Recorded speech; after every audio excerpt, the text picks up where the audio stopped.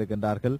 அதில் வந்திருக்கின்றவர்களை நாங்கள் நேரடியாக இப்பொழுது சந்திக்க போகின்றோம். இந்த நேரத்தில் நிலந்தன் வந்திருக்கின்ற பேராசிரியர் அவர்களோடு சில விடயங்களை கதைப்பதற்கிறார். வணக்கம் நிலந்தன். Thank you for having this opportunity. My name is Sivantan and I'm a resident of Ottawa and I'm a volunteer here at the Second International Ottawa 2018 Tamil Nationhood and Genocide in Sri Lanka Conference, and I have the pleasure of having with me Professor Francis Boyle here. So, Professor Francis Boyle, how are you today? I'm fine, thank you. Thank you for having me on. Professor Francis Boyle is actually an expert, I would recognize, on genocide in general, and has taken the issue of genocide to several levels, and definitely is looking at the Tamil genocide in Sri Lanka by the Sri Lankan government in general. So would you want to quickly tell us on what your views are on genocide in Sri Lanka? Well, there's no other word for what was done here by the Sinhala Buddhists against the Hindu-Christian Tamils. For example, the World Court ruled in February 2007 in the Bosnian genocide case that I filed for the Republic of Bosnia and Herzegovina against Yugoslavia, that even the 7,000 exterminated Bosnian men and boys at Srebrenica were genocide. So certainly the 146,000 Tamils who were exterminated by the governor of Sri Lanka in May of 2009, the anniversary is here upon us, Tamil Genocide Day, is genocide in accordance with the criteria articulated by the International Court of Justice in the Bosnia case. And that International Court of Justice, where I've actually argued genocide for the Bosnians, is called the World Court. It's the highest international legal authority there is today. Unfortunately, despite our best efforts, Ruchakumara and me, we could not get a government willing to let us sue the government of Sri Lanka while the massacre was approaching and going on. We tried. We tried all over the world. We tried India. We tried many different states, and we could not get a government would give us that authority. Thank you. And also in general, there's several incidents that have happened in Sri Lanka.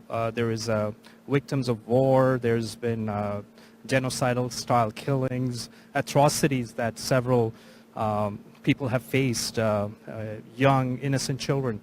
All this has been documented by the Tamil diaspora, by journalists, by witnesses that have come out of these areas. What is it that will help you experts, or what the Tamil diaspora should to put more weight on such incidents and officially take a stand on that the Tamils in Sri Lanka have experienced genocide? I feel today is the conference this week, there's a lot of stuff that's been presented, actually stuff that's going on the ground now in Sri Lanka, the intimidation by the government, and also the people that are trying to seek answers. So what is missing at this point for the Tamil diaspora to make that statement as take a stance on genocide is what is happening in Sri Lanka? Right. Well, certainly, as I argued in my paper yesterday, this is ongoing genocide. It's not over at all. It continues, as you can see from and hear from all the papers delivered during this conference, which is excellent. And it's also Article 2C of the Genocide Convention prohibits deliberately inflicting on a people conditions of life calculated to bring about their physical destruction in whole or in part. That's exactly what the government of Sri Lanka is doing to the Tamils today. So the genocide isn't over, it continues. And, it's not going to go away. So what I recommended in my paper yesterday is that we myself and the Tamil diaspora set up a boycott, divestment, sanctions campaign against the government of Sri Lanka, exactly along the lines of the boycott, divestment, sanctions campaign we had against the genocidal apartheid regime in South Africa. I won't go through it all here. I worked quite extensively on that campaign, and we won because we had truth and justice on our side against the genocidal apartheid regime in South Africa. And I believe that if the Tamil diaspora, and I'm willing to help out here, we set up a boycott, divestment, sanctions campaign against the government of Sri Lanka, we will win. And because we will have truth and justice on our side, the power of truth and justice. And I think that given the nature of the economy over there, we could bring this government, the government of Sri Lanka, to its knees within 5 to 10 years. And at that point, then they will have to deal with us, just like the Afrikaner apartheid regime had to deal with Nelson Mandela and the African National Congress. We'll be in the exact same position. Thanks for that. And also, another question I have is from the United States point of view, the United Nations. I'm sure you've been working with them, you've been listening to their views on how they're approaching with the issue in Sri Lanka. What has been done to date or is currently being progressed along those channels to further document and show the atrocities and the issues that the people are facing in Sri Lanka to have access to the basic necessities of freedom, of education, and shelter and opportunities? Well, I regret to say, from my perspective, the United Nations is not really going to help us. This is a stall and delay process by the entire United Nations bureaucracy. It's been that way since the massacre at Vani. I tried very hard during the massacre to get any UN agency or even the UN Secretary General to intervene to assist us, the UN Human Rights Council, and they didn't. Indeed, the Human Rights Council was complicit with the government of Sri Lanka. So again, just speaking from my perspective, having worked on the Tamil issue since 1996, I don't think we can really look to the UN to help us. We have to help ourselves. And the way we can do that is to set up this boycott, divestment, sanctions campaign. It'll be our campaign. We will run it. We can run it without the United Nations, just like what happened against the genocidal apartheid regime. And that worked. And I think it could work here. Sri Lanka is a very small, little, isolated state. They have almost no allies for good reason. Who they're the polecat of international relations. Their economy is highly dependent on tourism, textiles, tea, remittances, and they're almost bankrupt anyway. This was not the case in dealing with the Afrikaner apartheid regime in South Africa. They had the most powerful military on the African continent and the most powerful economy. And still, the boycott, divestment, sanctions campaign brought them to their knees. I think we could do that here for sure, having been involved in that previous campaign, yes. Thank you for that. On the view of the United Nations, from the United States government, and recognizing that the need for peace and freedom in different parts of the world, do you think, is there anything that we can do as a Tamil diaspora from an international or even from living in the United States? Is there any value or any action that they can take on their behalf to encourage the United States government to bring some influence? Well, we don't have as big a Tamil community in the United States as you do in Canada. And without the size, there's only so much they can do. I'm not criticizing them. They do their best at lobbying. But the real power is up here in Canada. I think you're doing a good job in bringing your political pressure to bear on Parliament and on the government, because you simply have so many Tamils up here. There's only so much the Tamils can do in the United States. So I do work with them, and we do the best we can down there in the United States. But the real center of gravity is up here in Canada for the Tamil diaspora. Sure. Thank you for those kind words. And Well, true.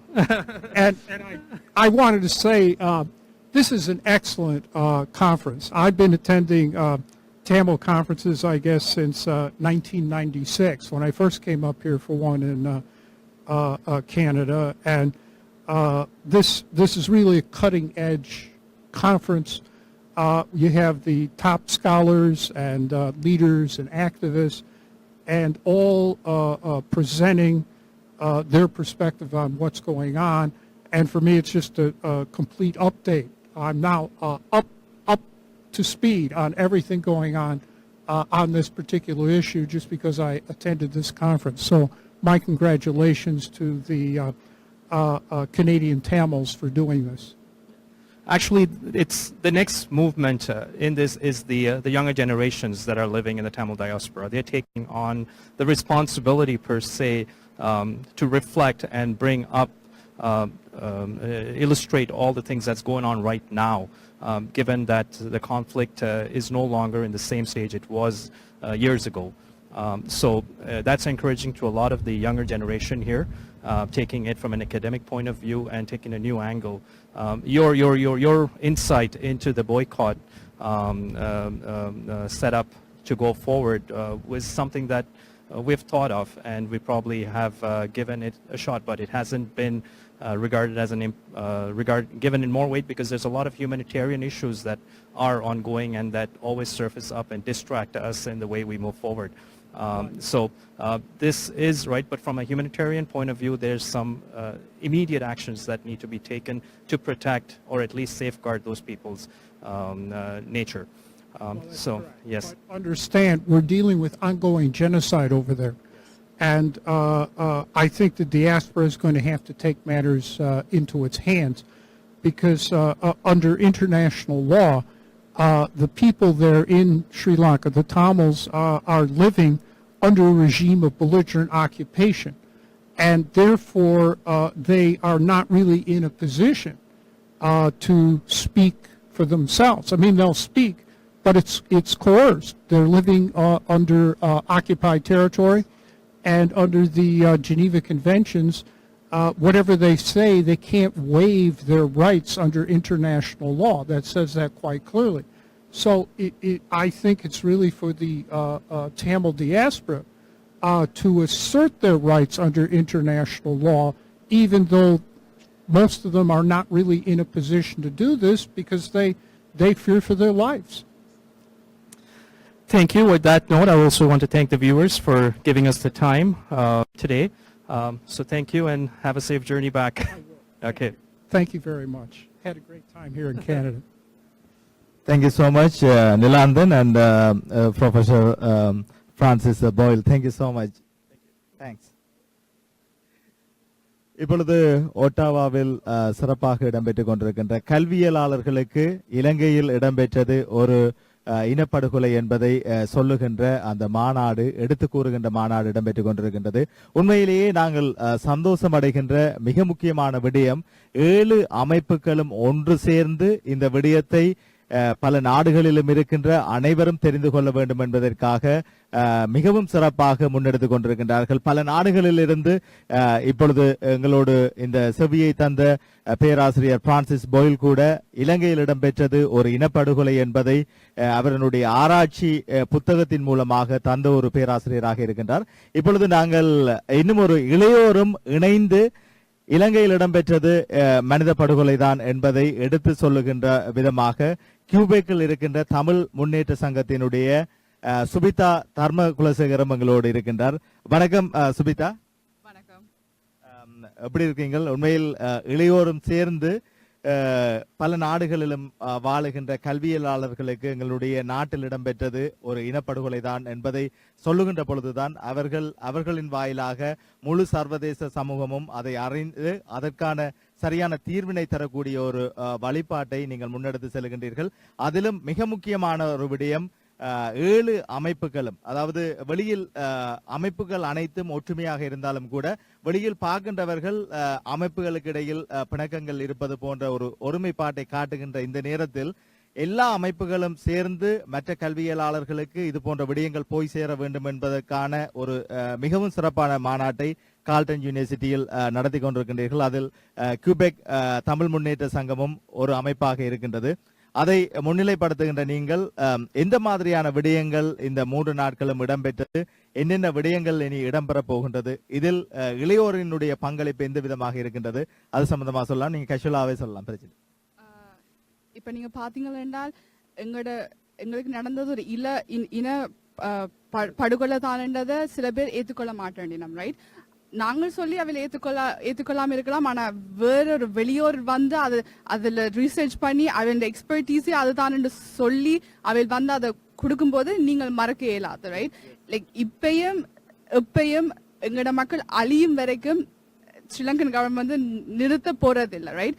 Like எவ்வளவு ஒரு தீர்மானம் என்று சொல்லி எண்ணங்களை புறக்கணிச்சு எங்களோட இனத்தையோ இல்லாம பண்றதுதான் அவன் நோக்கம். இத நாங்கள் வடிவா புரிஞ்சு கொள்ளணும். அதுக்கேற்றதா தான் எங்களோட பொலிட்டிக்கல் மூவ்மெண்ட்டும் இருக்கணும். ஸோ இது வந்து ஒரு டிப்ளமேட்டிக் வழியில பாத்தீங்கன்னா அந்த அப்ரோச் ரொம்ப இம்பார்ட்டன்ட், ரைட்? ஸோ அதனாலதான் இந்த மாநாட்டில் வந்து ஜெனசைடுனால் என்ன, அதுல எப்படி நாங்கள் அதுக்குள்ள உள்படுறோம், அதை எப்படி நாங்கள் மக்கள்கிட்ட கொண்டு போய் சேர்க்கணும், இதால மக்கள் எப்படி பாதிக்கப்பட்டிருக்கணும். சில பேருக்கு வந்து அங்க சனங்கள் என்னம் இந்த துயரத்தோட வாழினம் என்றதை லைக் மறந்துட்டினம், ரைட்? ஸோ இது வந்து அதுவும் ஒரு என்னம் ஒரு சாரி ஸோ எண்ணம் அவையிலும் எண்ணம் அந்த ஒரு துயரத்தோட வாழினம் என்றதை சில பேர் வந்து அக்னாலேஜ் பண்ணினோம் இல்லை. ஸோ அதனால இந்த மாநாட்டில் வந்து எங்களுக்கு நடந்தது என்ன, நடக்கின்றது என்ன நடக்க போகுது, அதை நாங்கள் மீண்டு தடுக்கணுமெண்டா அதுக்கு நாங்கள் என்னென்ன ஸ்டெப்ஸ் ஃபார்வர்ட் பண்ணணுமென்றதான் அவையல் சொல்லினோம். அது ஒரு தமிழனுக்கு சொல்லிக்கல சிலரும் கேட்காம இருக்கலாம். இன்னும் ஒரு அந்நியனும் உங்களை பார்த்து இதான் உங்களோட மக்களுக்கு நடக்குதுன்னு சொல்லிக்கல நீங்க கேட்காம இருக்கலாம்.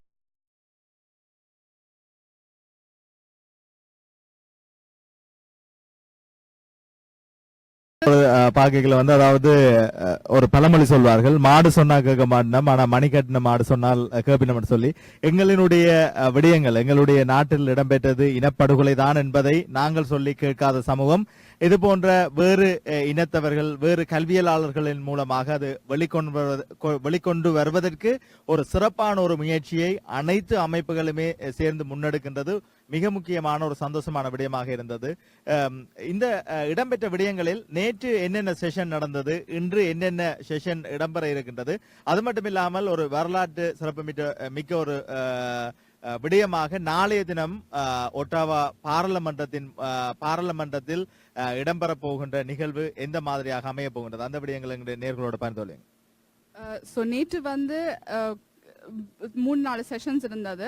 அதுக்குள்ள வந்து சிலதில் வந்து என்ன நடந்தது, அதாவது என்ன எப்படி அதாவது ஃபார் எக்ஸாம்பிள் ஒரு எக்ஸாம்பிள் தரேன். ஒரு ஆள் வந்து ப்ரொடியூஸ் பண்ண என்னன்னா, ஸ்ரீலங்கால நீங்க ஸ்காலர் புத்தகங்கள் எடுத்து பாத்தீங்கன்னா அந்த புத்தகத்துல வந்து எல்லாம் சிங்களவர் தான் அங்க முதல் குடியேந்தவியல், பெண் தான் தமிழர் வந்தவியல், இந்த சிங்களவர் ராஜாக்கள் தான் எங்களை ஆண்டது, அப்படித்தான் அந்த ஒரு ஹிஸ்டரி லைனே கொண்டு போயினோம்.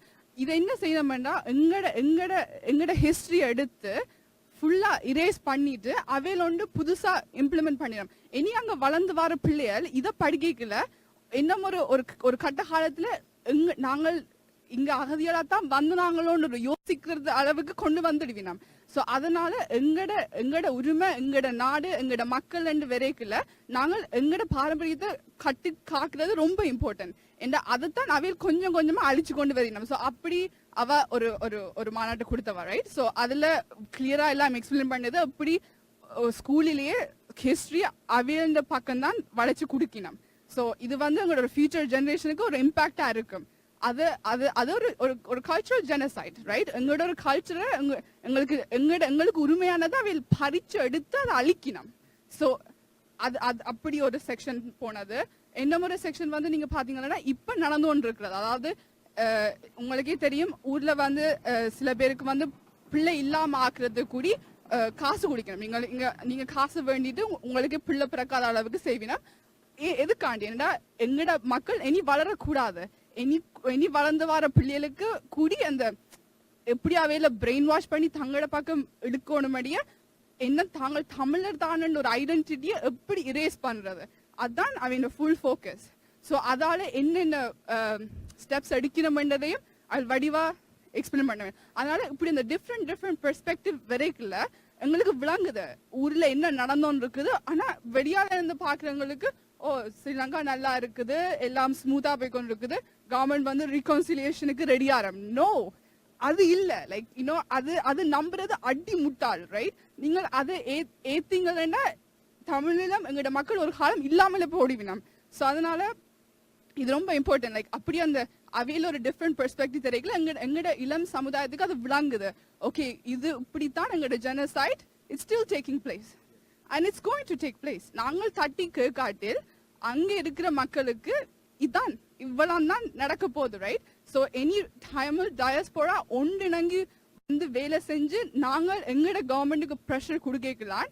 ஸ்ரீலங்கன் கவர்மெண்ட்டுக்கு ஒரு பயம் வரும், இவங்களோட செய்தா அங்க தட்டி கேட்கறதுக்கு ஆக்கள் இருக்கிறோன்ற நிலைமை நாங்கள் உருவாக்கணும். ஸோ அதனால தான் இந்த ஒரு மாநாட்டு ஒரு ஃபர்ஸ்ட் ஸ்டெப்ஸா இருக்குது, ரைட்?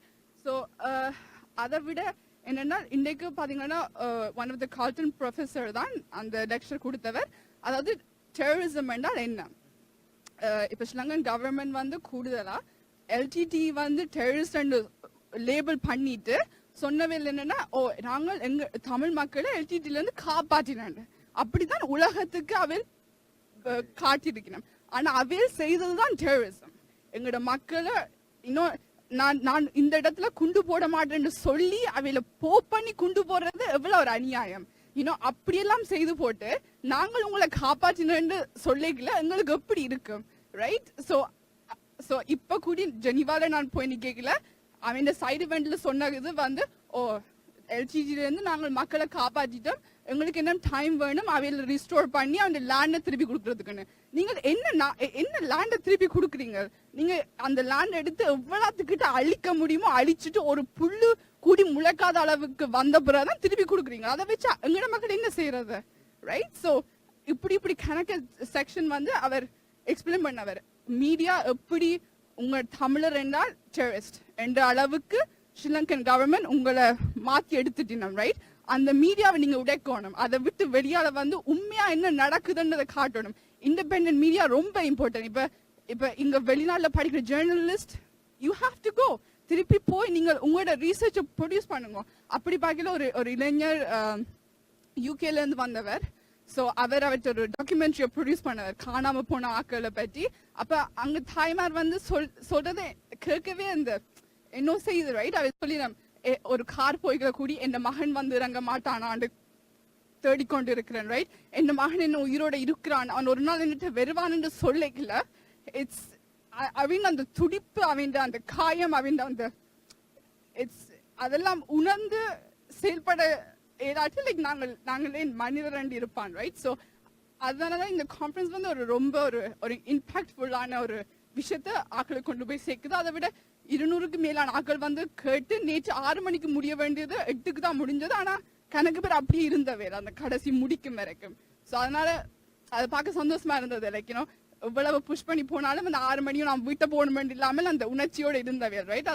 அதை பார்க்க ஒரு என்கரேஜ்மெண்டா இருந்தது. ஸோ யா, உண்மையிலேயே ஒரு இளையோர்களுக்கு மத்தியில் இப்படி ஒரு புரிதல் இருக்கிறது என்பதை வந்து நிச்சயமாக எங்களுடைய நாட்டில் இடம்பெற்றது படுகொலைதான் என்பதை இனி வருகின்ற காலங்களில் முழு சமூகத்துக்கும் எடுத்து சொல்லும் என்பதற்கு சுபிதா அவங்களோட ஸ்பீச்சே வந்து அந்த எக்ஸாம்பிள் காணும். என்று சொன்னால் பொதுவாக எங்களினுடைய அமைப்புகளுக்கு இருக்கின்ற ஒற்றுமைதான் அந்த ஒற்றுமையான சேர்ந்த பலம்தான் மற்ற சமூகங்களுக்கு எங்களினுடைய பிரச்சனையை இலகுவாக எடுத்து சொல்வதற்கு சரியான ஒரு தளமாக இருக்கும். எங்களுக்கு இருக்கின்ற பிளவுகளை வைத்து மற்றவர்கள் அதற்குள் எங்கே ஒரு கேப் கிடைக்கின்றது அதற்குள் பூந்து தங்களுடைய விளையாட்டை காட்டுவோம் என்று பலரும் இன்று வெளி உலகத்திலிருந்து பார்த்து கொண்டிருக்கின்றார்கள், இலங்கை அரசாங்கத்திலிருந்து பார்த்து கொண்டிருக்கின்றார்கள். அவ்வாறான விடயங்கள் இடம்பெறாமல் இருக்க வேண்டும் என்று சொன்னால் அத்தனை அமைப்புகளும் சேர்ந்து எல்லா விடயங்களையும் முன்னெடுக்க வேண்டும். இது போன்ற விடயங்கள் பல நேரங்களில் பல நாடுகளில் பல மட்டங்களில் இந்த விடயங்கள் இடம்பெற வேண்டும். அதற்கு உங்களை மாதிரியான இளைஞர்களுக்குள் இது சம்பந்தமான சிறப்பான புரிதல் இருப்பதே அடுத்த கட்டத்துக்கு நிச்சயமாக இந்த விடயங்களை எடுத்து செல்லும். குறிப்பாக அண்மையில் இந்த சிறிய பிரச்சனை கூட, சிரியாவில் இடம்பெறுகின்ற பிரச்சனை கூட இன்று வெளியில் வருவதற்கு காரணம் சர்வதேச சமூகத்துக்கு அதனுடைய பிரச்சனை உடனடியாக சென்றது. இப்பொழுது இருக்கின்ற சோசியல் மீடியாவாக இருக்கட்டும் அல்லது அந்த சோசியல் வலைத்தளங்கள் எல்லாமே சேர்ந்து அந்த பிரச்சனையை உடனடியாக வெளி உலகுக்கு கொண்டு வந்தது. எங்களினுடைய பிரச்சனை இடம்பெற்றுக் கொண்டிருக்கின்ற பொழுது எங்களினுடைய ஊடகம் சார்ந்த, அதாவது தமிழ் சார்ந்த ஊடகங்கள் மட்டுமே அந்த பிரச்சனையை கதைத்து கொண்டிருந்தோமே தவிர அந்த விடயங்களை வெளியில் இருக்கின்ற ஒரு ஊடகங்களுக்கோ அல்லது சர்வதேசத்தில் வாழுகின்ற ஜேர்னலிஸ்டுக்கோ எடுத்து செல்லுகின்ற ஒரு நிலைமை எங்களிடம் இருக்கவில்லை. நாங்கள் அந்த நேரத்தில் இருந்த சந்தர்ப்பம் அதற்கு எங்களுக்கு இடம் கொடுக்கவும் விடவில்லை. ஆகவே இப்பொழுதும் எங்களுக்கு நேரம் கடந்து போய்விடவில்லை. பல நாடுகள் பல ஆண்டு காலங்கள் கழித்து அவர்களுக்கான நாட்டுக்கான விடுதலையை பெற்றிருக்கின்றார்கள்.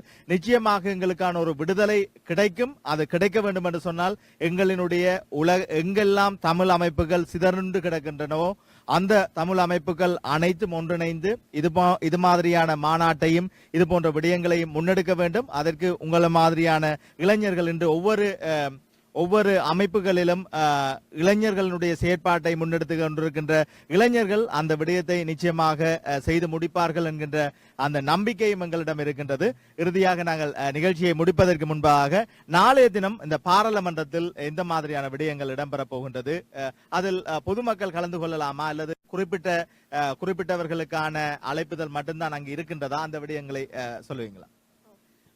நாளைக்கு வந்து பார்லிமெண்ட்ல ஏற்கனவே அந்த பேர் கொடுத்த ஆக்கள் சேரலாம், ரைட்? பட் என்னாலும் நீங்க அப்படி ஆர்வம் உள்ள நீங்க சொல்லுங்க, நாங்கள் எப்படியாவது என்ன செய்தாலும் உங்களை கொண்டு போய் சேர்ப்போம், ரைட்?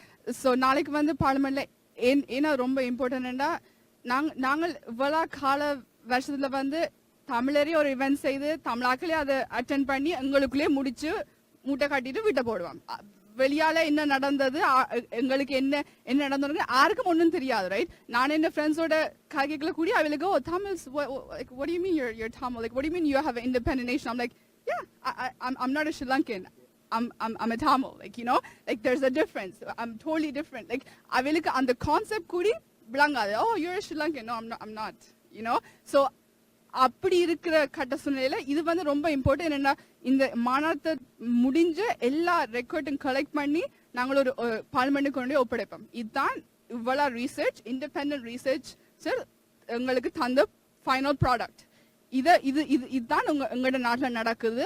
எங்களுக்கு நடந்தது ஒரு ஜெனசைட். நீங்கள் அதை அக்னாலஜ் பண்ணி தான் ஆகணும், ரைட்? அதை விட வேறொரு வேர்ட் நாங்கள் யூஸ் பண்ண போறது இல்லை. ஜெனசைடை விட வேறொரு வேர்ட் நாங்கள் we won't settle for it.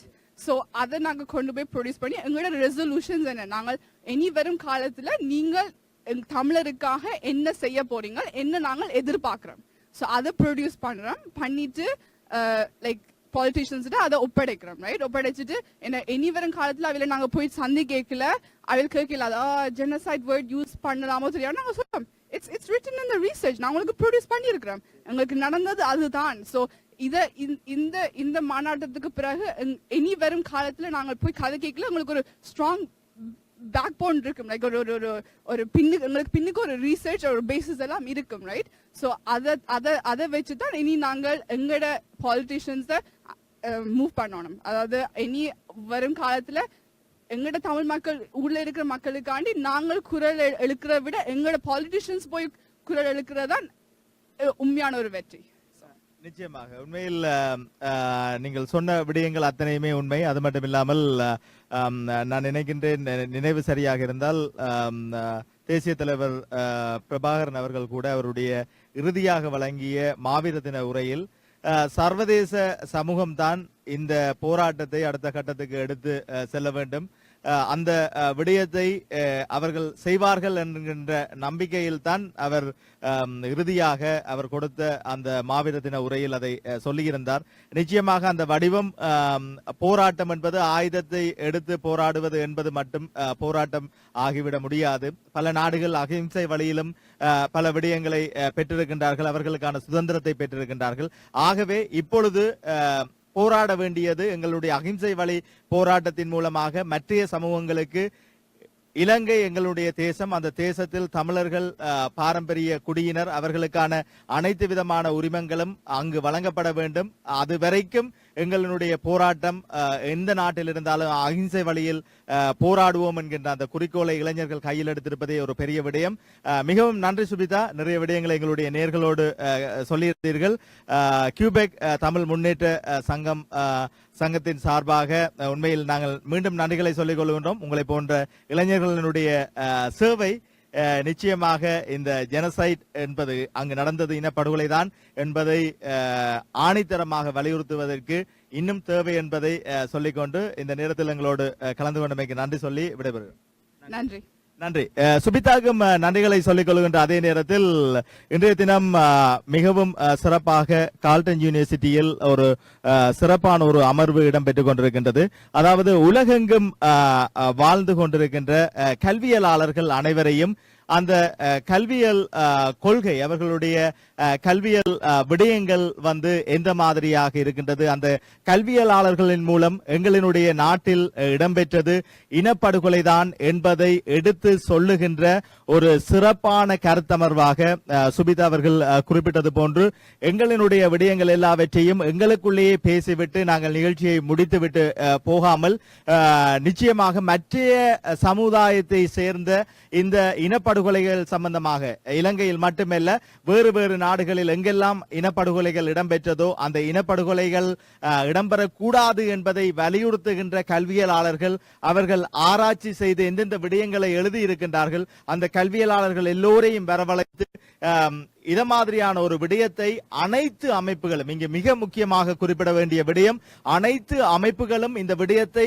முன்னின்று செய்வது ஒரு மிக முக்கியமான ஒரு விடயமாக இருக்கின்றது. அது மட்டுமில்லாமல் மிக முக்கியமான ஒரு விடயமாக பார்க்கப்படுகின்றது. ஏனென்று சொன்னால் வேற்று மொழி பேசுகின்ற வேற்று மொழி பேராசிரியர்கள், அது மட்டுமில்லாமல் இந்த அனைவரும் ஒன்றிணைந்து இந்த மாநாட்டில் கலந்து கொண்டு அவர்கள் எவ்வளவு நேரம் அவர்களுடைய நேரங்களையும் செலவழித்து பல நாடுகளிலும் இருந்து வருகை தந்திருக்கின்றார்கள். எங்களுடைய நாடு மாதிரி ஒரு இன போராட்டத்துக்காக உயிரை நீத்த பல நாடுகள், இன்று விடுதலை பெற்றிருக்கின்ற நாடுகள், அந்த விடுதலைக்காக வேலை செய்த பேராசிரியர்கள் என்று சொல்லி பலரும் இந்த மாநாட்டுக்காக வந்திருக்கின்றார்கள். இதில் மிக முக்கியமான விடயம் அனைத்து 7 தமிழ் அமைப்புகள், அதாவது கனடாவில் இருக்கின்ற மிக முக்கியமான 7 அமைப்புகளும் முன்னின்று இந்த விடயத்தை செய்வது மீண்டும் மீண்டும் தமிழ் மக்களாகிய எங்களுக்கு ஒரு நம்பிக்கையை தருகின்றது. வெகு விரைவில் இதற்கான தீர்வுகளை பெற்றுக் கொடுப்பதற்கு இது ஒரு பிள்ளையார் சுழி என்று சொல்லி நாங்கள் குறிப்பிடக்கூடியதாக இருக்கின்றது. ஆகவே அவர்களுடைய துணியும் இனி வருகின்ற காலங்களில் இது போன்ற விடயங்களுக்காக நாங்கள் முன்னின்று ஒன்றிணைந்து குரல் கொடுப்போம் என்கின்ற விடயத்தையும் சொல்லி இருக்கின்றார்கள். ஆகவே இந்த விடயங்களை நேரடியாக ஒட்டாவா நகரிலிருந்து நேரடியாக உங்கள் இல்லங்களுக்கு எடுத்து வந்தது எங்களுக்கும் பெருமையான ஒரு விடயம். ஆகவே இதை பார்த்த நேர்கள் அனைவர்களுக்கும் நன்றிகளை சொல்லிக் கொள்கின்றோம். மீண்டும் மற்றொரு நேரடி நிகழ்ச்சியில் சந்திக்கலாம் தமிழ் வண்டியின் தொழில்நுட்ப குழுவினரோடும். அது மட்டுமில்லாமல் அனைத்து இந்த நிகழ்வை ஏற்பாடு செய்த ஏற்பாட்டாளர்கள் அனைவருக்கும் நன்றிகளை கூறிக்கொண்டு, மிக முக்கியமாக டொரண்டோவில் இயங்குகின்ற மிக முக்கிய இந்த 7 அமைப்புகளுக்கும் நன்றிகளை கூறிக்கொண்டு, தமிழர்களினுடைய ஒரு விடயம், தமிழர்களுக்கான இன விடுதலை கிடைக்க வேண்டும் என்பதற்காக தங்களுடைய நேரங்களையும் பொருட்படுத்தாது பல நாடுகளிலும் இருந்து வந்த ஸ்பீக்கர்ஸ் மற்றும் பேராசிரியர்கள் அனைவருக்கும் நாங்கள் நன்றிகளை கூறிக்கொண்டு, இந்த நிகழ்வை மிகவும் சிறப்பாக ஏற்பாடு செய்த ஏற்பாட்டாளர்களுக்கும் நன்றிகளை சொல்லிக்கொண்டு நாங்கள் இப்பொழுது இந்த நேரடி நிகழ்வில் இருந்து விடைபெறுகின்றோம். மற்றொரு நிகழ்ச்சியில் உங்களை சந்திக்கலாம். நன்றி, வணக்கம் நேர்களே.